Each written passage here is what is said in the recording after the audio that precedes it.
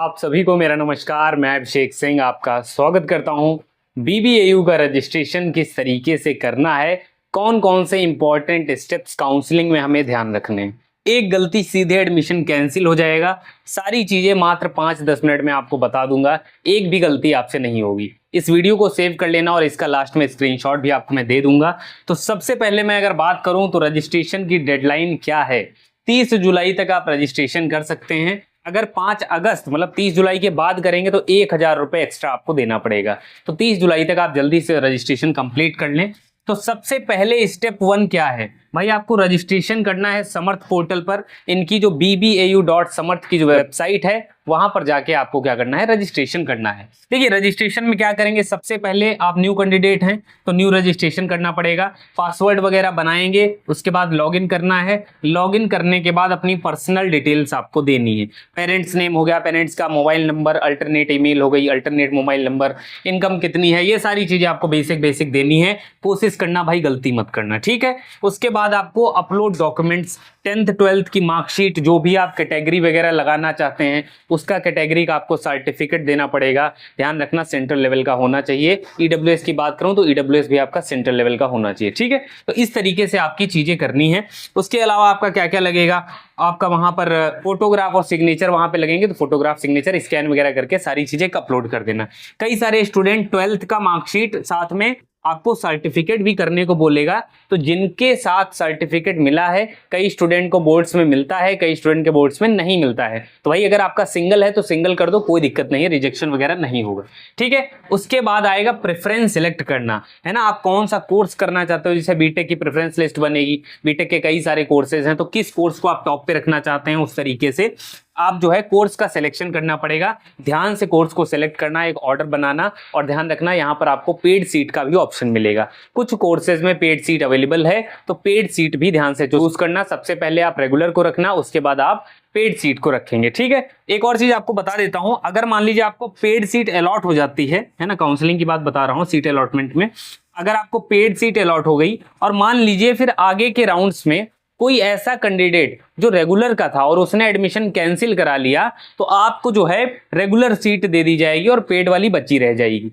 लेकिन आपको जो वो पेमेंट है, जो पेड का पेमेंट था, वो आपको पहले सेमेस्टर का देना पड़ेगा। उसके बाद से आपको रेगुलर फी ही देनी पड़ेगी। तो ये एक बेहतरीन चीज है। यहाँ पर एक और चीज ये होती है कि जब फेज 1 आता है, मतलब राउंड 1 का अलॉटमेंट जब आएगा, तो मान लीजिए 100 सीट हैं बीएससी जियोलॉजी में, तो 100 की 100 सीट पे आवेदन किए जाएंगे। सबको जो है सबके डॉक्यूमेंट वेरीफाई किए जाएंगे। मेरिट लिस्ट में 100 के 100 स्टूडेंट जो है आएंगे। अब मान लीजिए उनमें से कुछ एक्सेप्ट करेंगे, है ना, कुछ पेमेंट वगैरह करेंगे, कुछ नहीं करेंगे। तो जो पेमेंट नहीं करेंगे उनकी बची हुई सीटें उसके बाद फेज 2 में आती हैं, उसके बाद स्पॉट वगैरह आता है। ये सारी चीजें इस तरीके से चलने वाली। कहने का मतलब ये है, फेज 1 में सभी जितनी सीट है, टोटल सीट पे जो है सीट अलॉटमेंट होते हैं, ठीक है।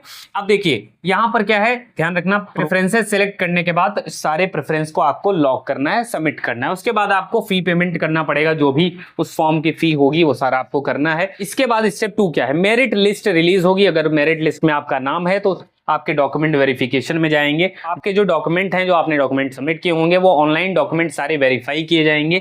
अगर सारी चीजें सही पाई जाती हैं, जैसे दिल्ली यूनिवर्सिटी में होता है कि आपके डॉक्यूमेंट वेरीफाई किए जाएंगे, अगर फाइनल वेरीफाई हो जाते हैं तो आपको फी पेमेंट का ऑप्शन दे दिया जाता है। फी पेमेंट समर्थ पोर्टल, और आपने जो ईमेल आईडी रजिस्टर की होगी उस ईमेल पे भी मैसेज जाएगा कि भैया आपके डॉक्यूमेंट वेरीफाई हो गए हैं, अब आपको पेमेंट करना है। पेमेंट करने का प्रोसेस पूरा ऑनलाइन है, तो अपनी वेबसाइट को और जो ईमेल आईडी एंटर करेंगे उस पर पूरे एक्टिव रहें भैया। साइबर वाले भैया की ईमेल आईडी को मत डाल दीजिएगा, ये बहुत बड़ी मिस्टेक स्टूडेंट करवा देते हैं, ठीक है। एक और चीज क्या है, फी पेमेंट, ठीक है। अब मान लीजिए आपको ये डॉक्यूमेंट वेरीफाई हो गए, सब कुछ सही है, फिर आपने फी पेमेंट कर दिया है। दिए गए समय में अगर आप फी पेमेंट नहीं करते हैं तो अगेन आपका एडमिशन क्या होता है, आपकी सीट चली जाएगी और वो सीट जो है किसी और स्टूडेंट को दे दी जाएगी। फिर आप स्पॉट वगैरह में ही चांस ले सकते हैं, वो सीट आपको दोबारा नहीं मिलेगी। मतलब स्पॉट राउंड में मिल जाए वो बात अलग है, लेकिन आप रेगुलर राउंड से बाहर हो जाते हैं, ठीक है। इसके बाद क्या है, फिजिकल डॉक्यूमेंट वेरिफिकेशन। एक दिया गया टाइम होता है, आपको अपने डिपार्टमेंट यूनिवर्सिटी में आना पड़ेगा और वो समय बताएंगे और डेट बताएंगे, सारी चीजें आपको वहां पे इन्फॉर्म की जाएगी और आपको फिजिकल डॉक्यूमेंट वेरिफिकेशन में आना पड़ेगा। कौन कौन से डॉक्यूमेंट लग सकते हैं, 10th 12th की marksheet original, TCCC migration certificate, migration बहुत ज्यादा इंपॉर्टेंट है, ओरिजिनल लगेगा। CUT का स्कोर कार्ड हो गया, पासपोर्ट साइज फोटोग्राफ हो गया, आधार वगैरह हो गया, और इनका जो रजिस्ट्रेशन फॉर्म हो गया, ये सारी चीजें बेसिक लिखी ही होंगी। ऑफिशियल डॉक्यूमेंट अनाउंस हो जाएंगे तो आपको मैं और क्लियर बता दूंगा, ठीक है। फिलहाल आपको ये डॉक्यूमेंट बहुत इंपॉर्टेंट है। इसमें एक और चीज नोट कर लीजिए, कैटेगरी सर्टिफिकेट है ना, जो भी आपकी कैटेगरी है, EWS, OBC है, SC ST, अगर आप किसी कैटेगरी का फायदा ले रहे हैं तो वो valid category certificate central level का होना चाहिए। ये बहुत ज्यादा इंपॉर्टेंट है। अगर यहाँ पे भी भाई कोई आपके पास डॉक्यूमेंट नहीं है तो आपका एडमिशन कैंसिल हो सकता है।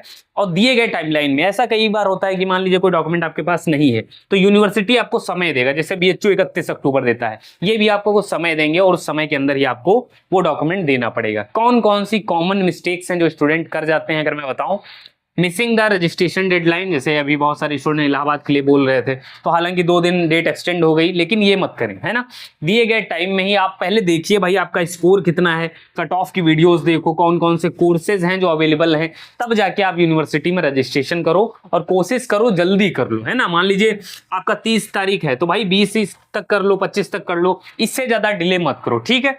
ध्यान रखें जब आप रजिस्ट्रेशन फॉर्म को फिल करें तो आप प्रेफरेंसेस को लॉक जरूर करें, प्रेफरेंस को लॉक कर देंगे। और ईमेल आईडी पे जो भी आपकी चीजें हो, मान लीजिए कोई डॉक्यूमेंट अगर नहीं आपका सही है ऑनलाइन डॉक्यूमेंट वेरिफिकेशन में, तो क्वेरी वगैरह कोई नहीं आई है, तो ये सारी चीजें हो गई।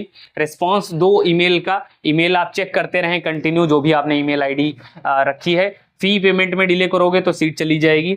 कोई भी फॉल्स डॉक्यूमेंट, फर्जी डॉक्यूमेंट पाया जाता है दिए गए टाइमलाइन से, लाइक जैसे आपका कैटेगरी सर्टिफिकेट में कोई दिक्कत आ रही है, कुछ इशू आ रहा है या फर्जी है, तो वहां पर आपका क्या है, एडमिशन कैंसिल किया जा सकता है। स्किपिंग फिजिकल डॉक्यूमेंट वेरिफिकेशन, अगर आपको फिजिकल डॉक्यूमेंट वेरिफिकेशन में बुलाया गया है तो दिए गए टाइम में आप पहुंच जाइए, नहीं पहुंचते हैं तो आपकी सीट जो है चली जाएगी, ठीक है।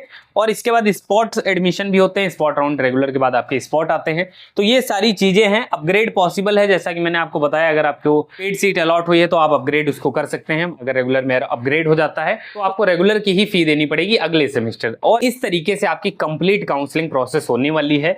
ध्यान रखना ये सारी चीजें आपने समझ ली हैं, है ना। और एक चीज और मैं बताना चाहूंगा, अगर आप मेरे काउंसलिंग प्रोग्राम में BHU, DU, AU, BBAU के लिए कंप्लीट काउंसलिंग गाइडेंस मिलेगी, 365 से ज्यादा मेंबर्स उसमें जुड़ चुके हैं। मात्र 149 में दिए गए ईमेल आईडी पे आप अपना नंबर सेंड कर देंगे तो हमारी टीम आपसे कांटेक्ट कर लेगी। BHU की एक एक पल पल की खबर मैं आपको देता रहता हूं। मेनली अगर मैं बात करूं, बहुत सारे स्टूडेंट मेरे BHU के ही हैं, उसमें कि BBAU की डिटेल कट ऑफ देखनी है तो जाके देख लेना, डिस्क्रिप्शन में आपको लिंक मिल जाएगी। तो चैनल को सब्सक्राइब कर लेना अगर चैनल पे नए हो।